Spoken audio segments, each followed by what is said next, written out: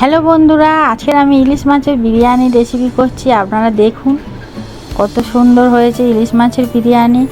Chicken biryani, egg biryani অনেক তো আপনারা খেয়েছেন। একদিন ইলিশ মাছের বিরিয়ানি রেসিপিটা আপনারা ট্রাই করে দেখবেন, আর কেমন হয়েছে আপনারা জানাবেন। এখন আমি চাল নিচ্ছি পরিমাণ মতো। এই যে বাটি, এই বাটির 2 বাটি চাল, বিরিয়ানির চাল নিয়ে ভালো করে ধুয়ে ভিজিয়ে রাখলাম।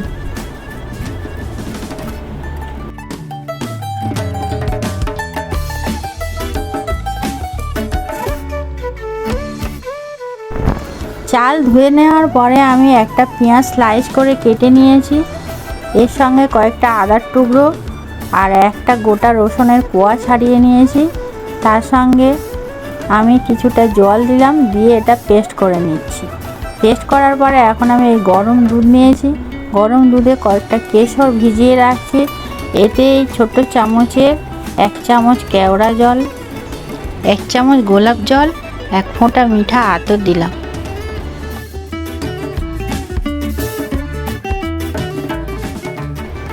মাছের পিসগুলো এক জায়গায় রেখে আমি এখন ম্যারিনেটের মশলাগুলো বানাচ্ছি।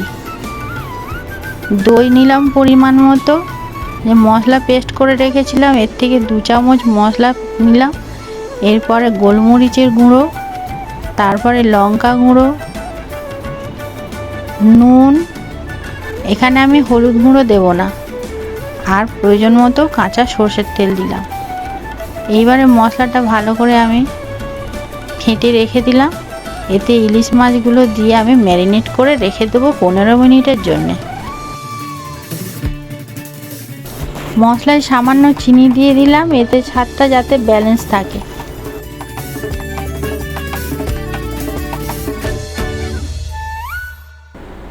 এবারে মাছগুলো একে একে মশলার মধ্যে দিয়ে ম্যারিনেট করে 15 মিনিট আমি রেখে দিলাম।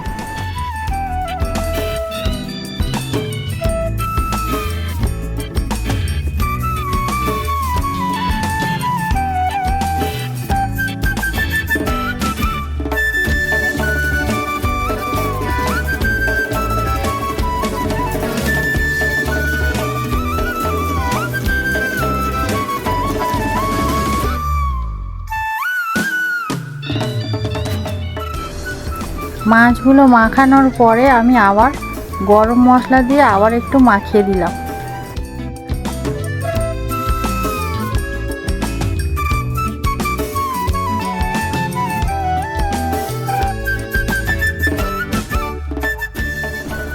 মাছটা ম্যারিনেট করতে দিয়ে এখন আমি বিরিয়ানির রাইসটা রেডি করে নিচ্ছি। ফুটন্ত জলের মধ্যে আমি 2টো তেজপাতা, 1টা এলাচ, 2টো লবঙ্গ, 1টা দারুচিনি, 1টা তারকা মৌরি দিলাম। দিয়ে এরপরে চালগুলো জলের মধ্যে দিয়ে দিলাম।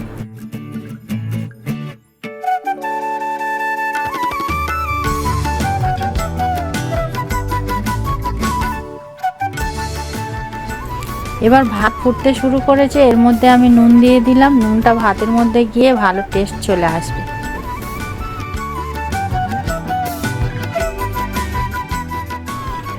ভাত 70% সিদ্ধ হয়ে এসেছে, এবার এগুলো স্ট্রেন করে নেব।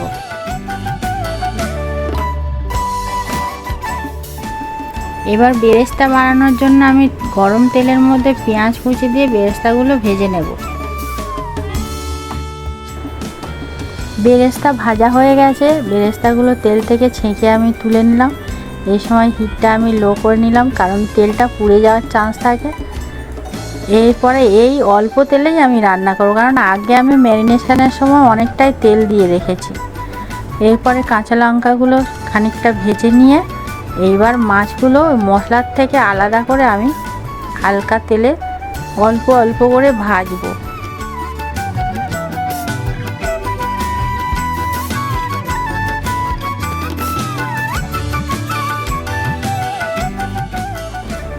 মাছ একটা একটা করে কড়ার মধ্যে দিয়ে আমি কিছুক্ষণ পরে আবার একটা একটা মাছ উল্টে পাল্টে দিলাম। কিছুটা ভাজা ভাজা হয়ে আসার পরে বাকি যে মশলাটা কড়াই ছিল সেই মশলাটা আমি এবার এর মধ্যে ঢেলে দিচ্ছি।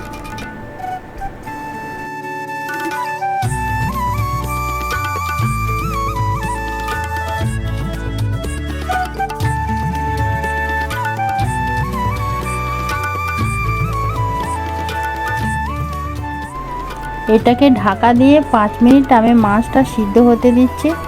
দেখুন 5 মিনিট পরে মাছ কেমন সুন্দর সিদ্ধ হয়ে গেছে। এবার গ্রেভি থেকে মাছগুলো একটা একটা করে তুলে নিচ্ছি।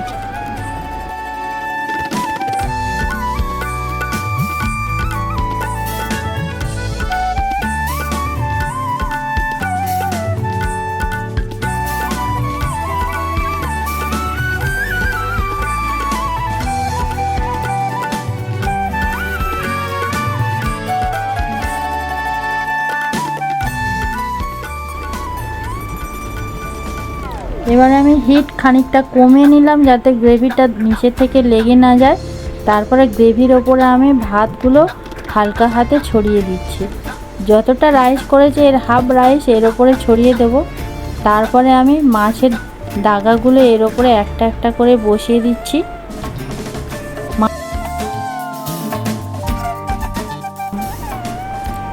মাছের দাগাগুলো আমি এক এক করে বসিয়ে লেয়ার দিয়ে নিচ্ছি। এরপরে যতটুকু গ্রেভি আছে এই ভাতের ওপরে ছড়িয়ে দিলাম, দিয়ে এরপরে বাকি ভাতটা আমি মাছের ওপরে দিয়ে দিচ্ছি।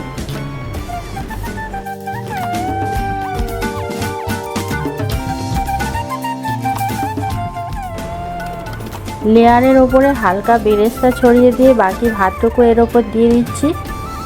ফাইনালি ভাত দেওয়ার পরে আমি আবারও খানিকটা বেরেস্তা ছিল সেটাও দিয়ে দিচ্ছি।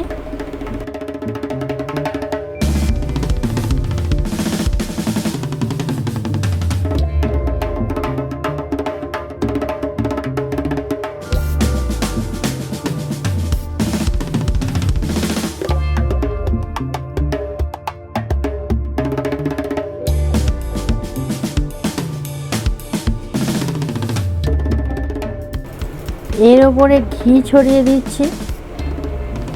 তারপরে দুধে ভেজানো যে কেশর রেখেছিলাম সেই দুধটাও দিয়ে দিলাম, দিয়ে আমি ঢাকা দিয়ে রেখে দেব 5 মিনিট। এটাকে দমে বসিয়ে রাখবো হালকা আঁচে।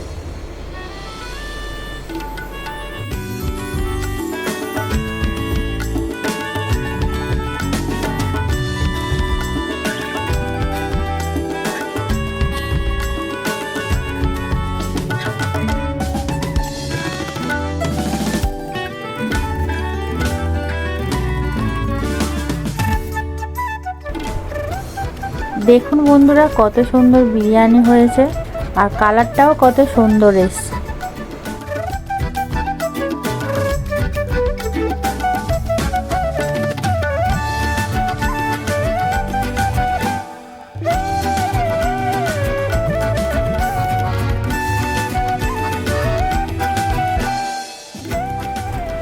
দেখুন বন্ধুরা বিরিয়ানি আমার এখন রেডি হয়ে গেছে।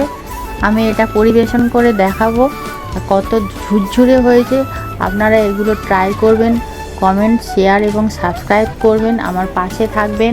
এখন আমি এই বিরিয়ানিটা দেখাচ্ছি, ভাতটা কত ঝুরঝুরে হয়েছে, সুস্বাদু হয়েছে। আর ইলিশ মাছের যে একটা আষ্টে গন্ধ থাকে এই বিরিয়ানি রেসিপিটার মাছের কোনো আষ্টে গন্ধই নেই, ভাবাই যায় না এত সুস্বাদু হবে। আমার কথা অনুসারে আপনারা করে দেখবেন, নিশ্চয়ই আপনাদের ভালো লাগবে। তাহলে আজকের মতো আসি, নমস্কার বন্ধুরা, ভালো থাকবেন।